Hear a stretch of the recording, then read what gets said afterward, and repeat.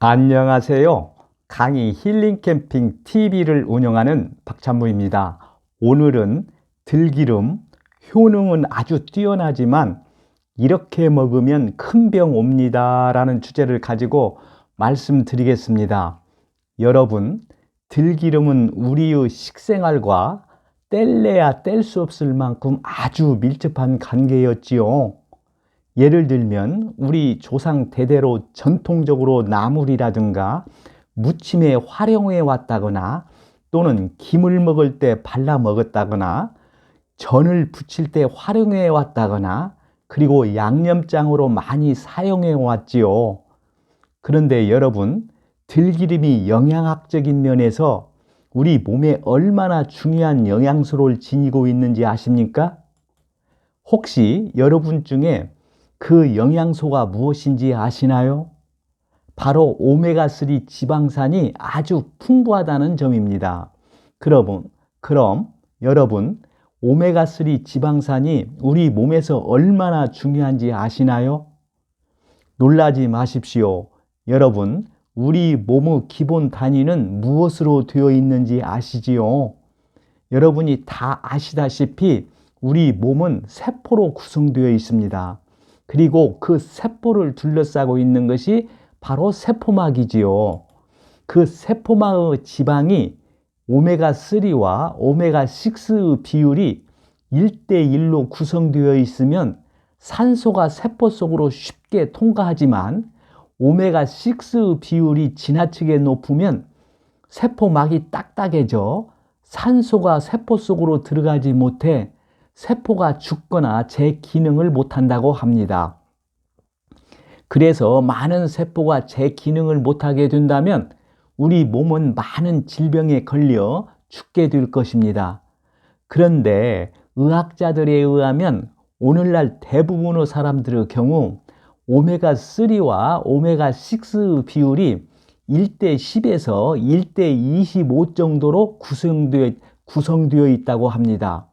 적어도 의학적으로는 1대4 정도는 되어야 한다고 하는데 이에 비하면 현대인들은 오메가3의 비율이 너무 높은 편이지요.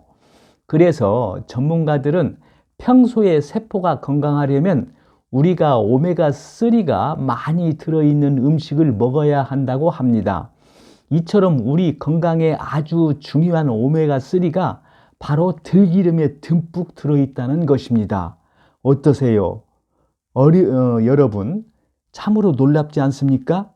그럼 여러분, 들기름에는 얼마나 많은 오메가3 지방산이 들어있을까요?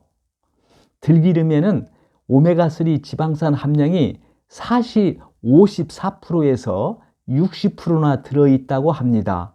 이 정도면 다른 식물성 기름과는 비교가 되지 않을 만큼 높은 편이지요.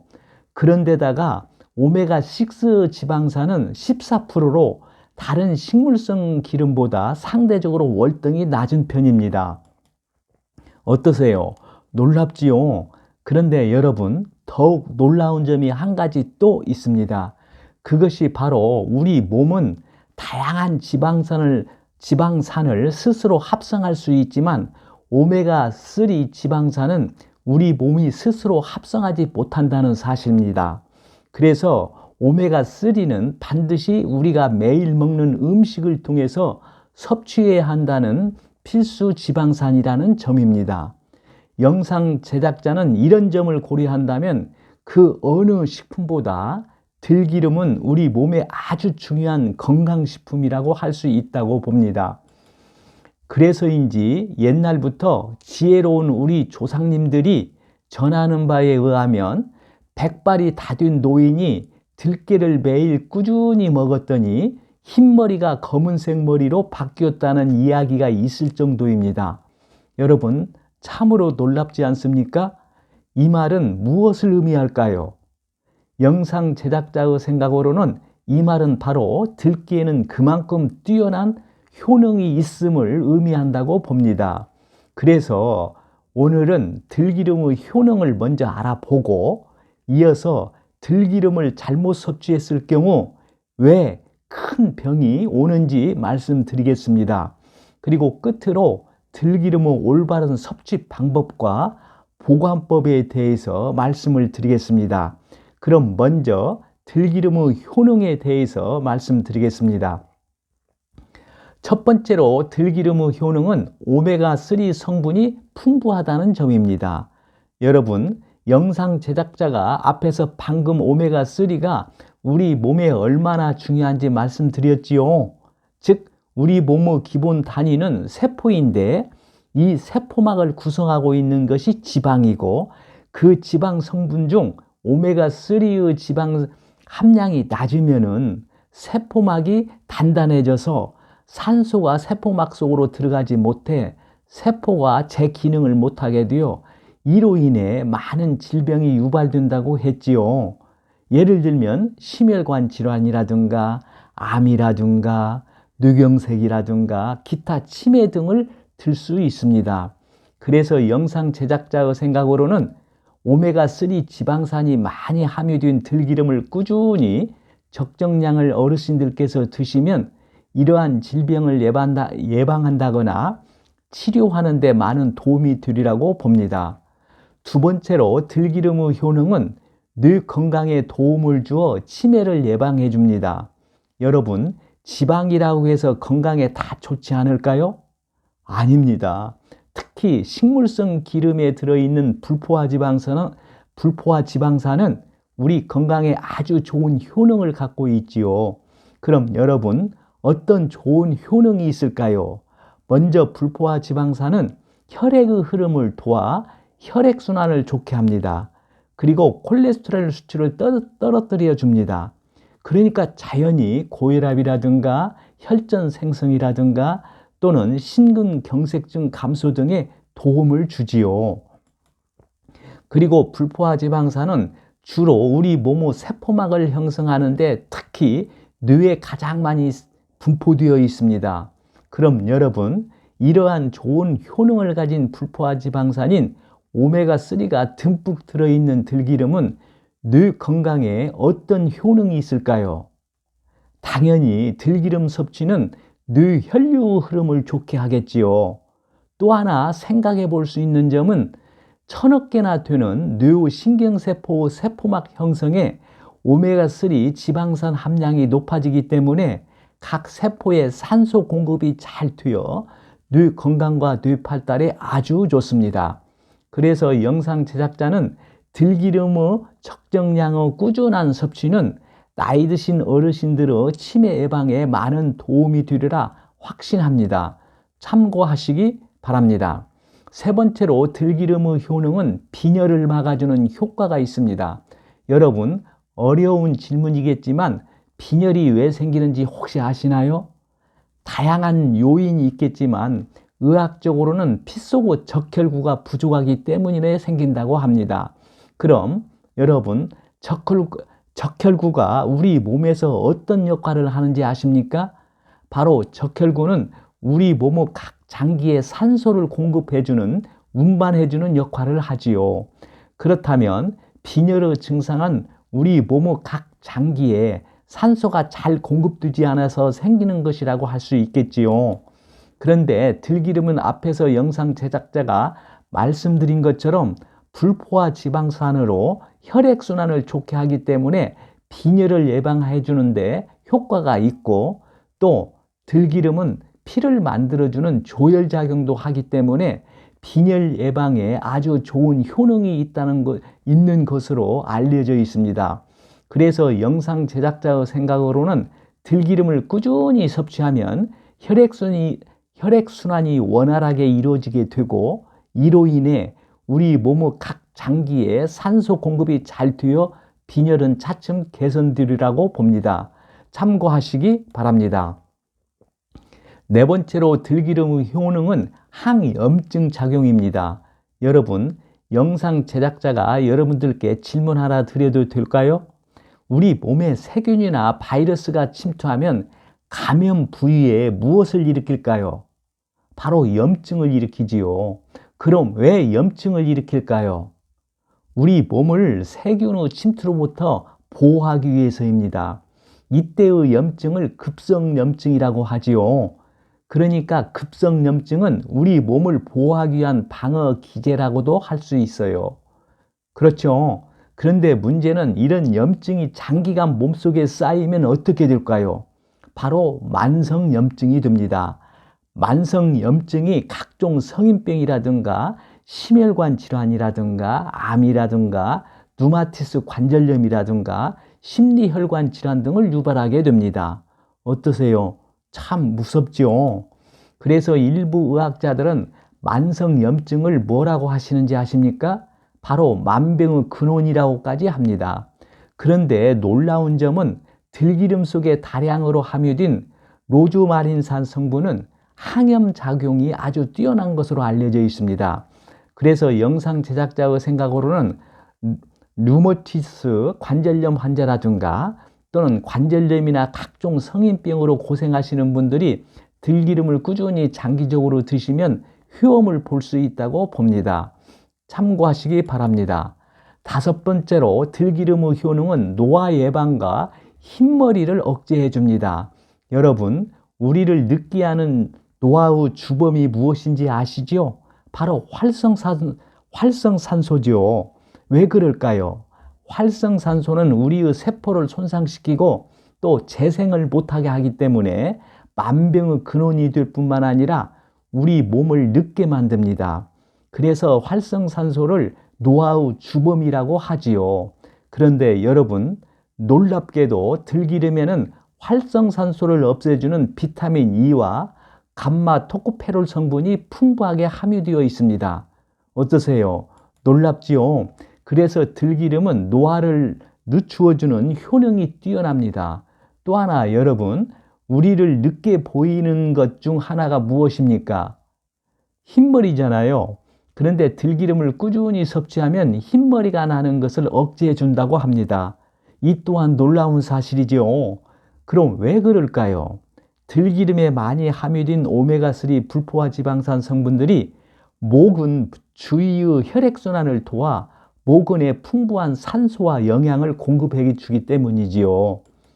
그래서 영상 제작자의 생각으로는 들기름을 꾸준히 장기간 섭취하면 실제로 노화를 늦추어 줄 뿐 아니라 모발을 튼튼하게 만들어 주어 흰머리와 탈모도 없애주기 때문에 실제 나이보다 젊게 보인다고 봅니다. 어떠세요? 들기름을 꾸준히 드셔야겠지요. 이 이외에도 들기름은 항암 작용이라든가 심혈관 질환을 예방해 준다거나 변비를 예방해 준다거나 또는 알레르기 체질 개선이라든가 피부 미용 등의 효능이 있는 것으로 알려져 있습니다. 이러한 다양한 들기름의 효능을 볼 때 영상 제작자의 생각으로는 들기름을 올바른 섭취 방법으로 꾸준히 장기적으로 어르신들께서 드시면 영상 제작자가 앞에서 말씀드린 다양한 효험을 볼 수 있다고 봅니다. 참고하시기 바랍니다.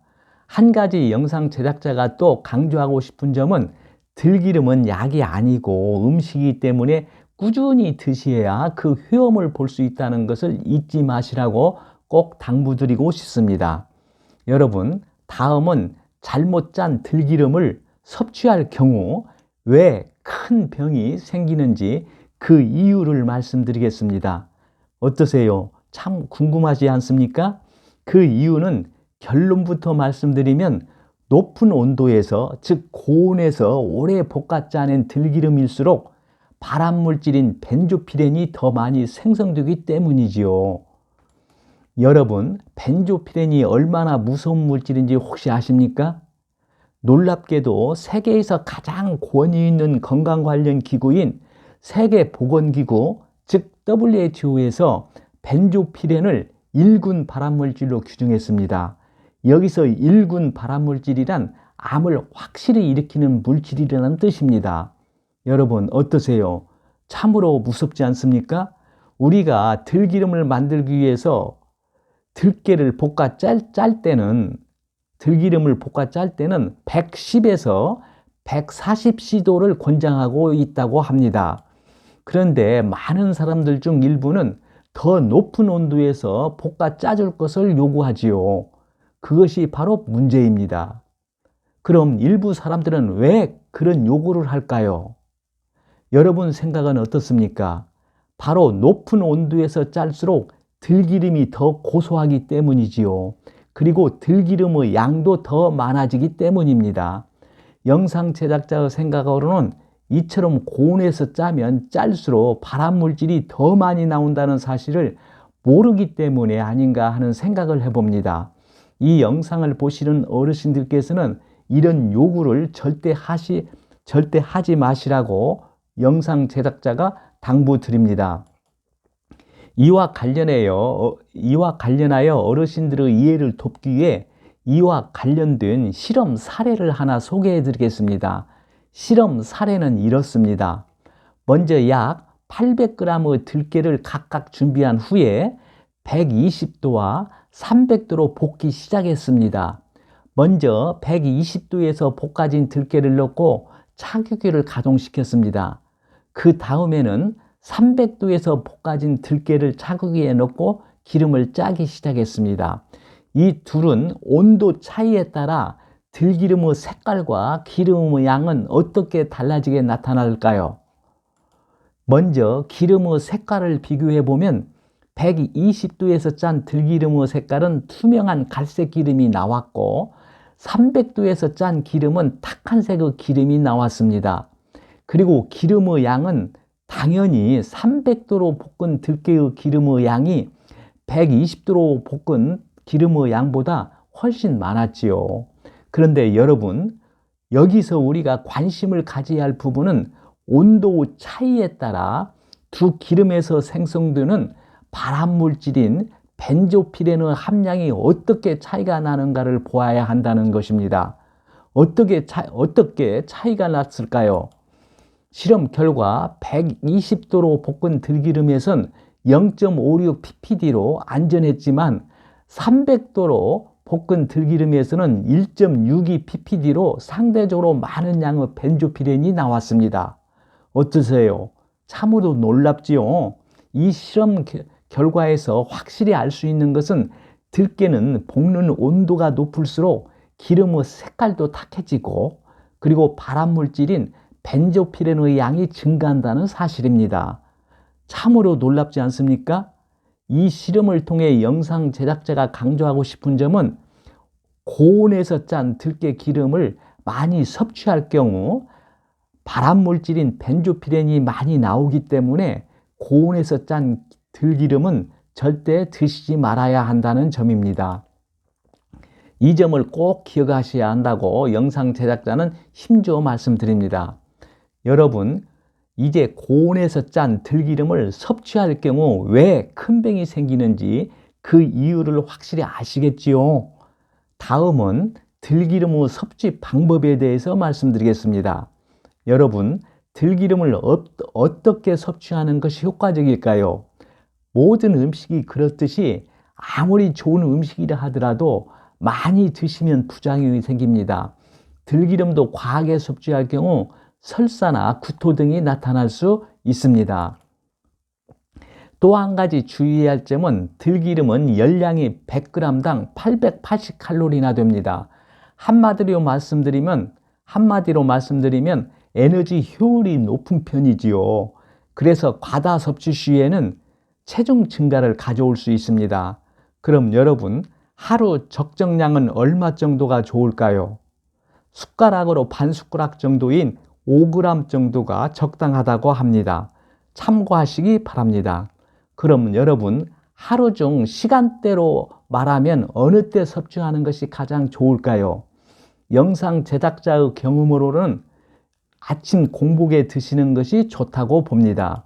왜냐하면 아침 공복에 드시면 체내 흡수가 잘 되기 때문이지요.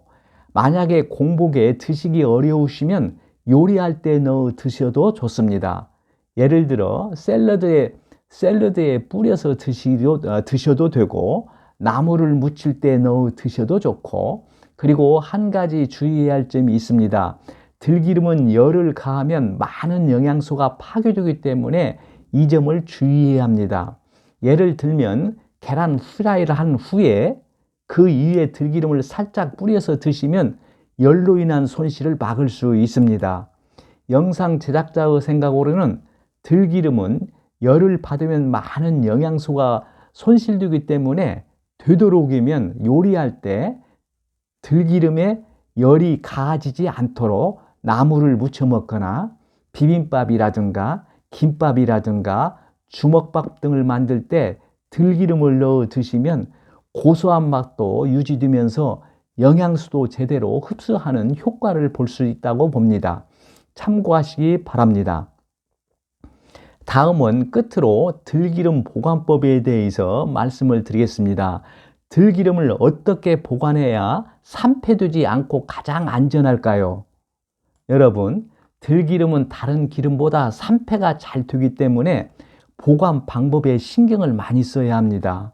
먼저 들기름은 빛과 공기와 열에 쉽게 변질되기 때문에 이에 주의해야 하고, 보관 온도는 4도씨가 적당하다고 합니다. 그리고 여러분들도 다 아시겠지만 사용 후 뚜껑을 반드시 꼭 닫아 공기와 접촉하지 않도록 보관해야 산패를 막을 수 있습니다. 아주 간단하면서도 좋은 보관 방법 중 하나는 냉장고에 보관하는 것입니다. 또 한 가지 여러분들께서 주의해야 할 점은 들기름과 참기름은 보관 방법이 다르다는 점입니다. 그럼 여러분 어떻게 다를까요? 참기름은 리그난 성분이 함유되어 있습니다. 그 성분이 산패를 막아주는 역할을 하지요. 그래서 상온에서 보관할 수 있습니다. 오히려 저온에서 보관하면 향이 떨어지는 단점이 될 수도 있습니다. 이와는 반대로 들기름은 저온에서 보관해야 합니다. 즉 냉장 보관해야 합니다. 왜냐하면 들기름에는 오메가3 지방산이 다량 함유되어 있어 공기와 접촉하면 빨리 산패되기 때문이지요. 또한 들기름은 참기름에 비해 섭취 기간도 짧은 편입니다. 들기름은 개봉 후 1개월에서 2개월 이내에 빨리 섭취해야 합니다. 그렇지 않으면 산패될 가능성이 커지지요.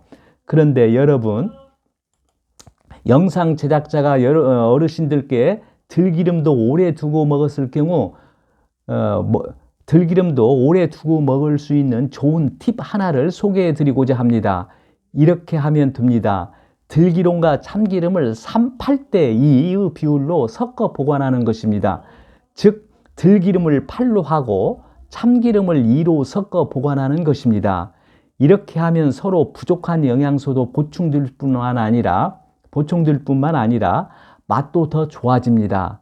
한마디로 말하면 일석이조 효과를 볼 수 있지요. 할 수 있겠지요. 또 들기름의 산패를 막으려면 마트에서 구입할 때 되도록이면 작은 양의 제품을 구입하는 것이 좋습니다. 그리고 만약 큰 용기에 담긴 제품이라면 작은 용기에 덜어서 뚜껑을 자주 열고 닫는 것을 줄이는 것도 산패를 막는 지혜 중 하나입니다. 참고하시기 바랍니다. 오늘은 들기름, 효능은 아주 뛰어나지만 이렇게 먹으면 큰 병 옵니다 라는 주제를 가지고 말씀드리겠습니다.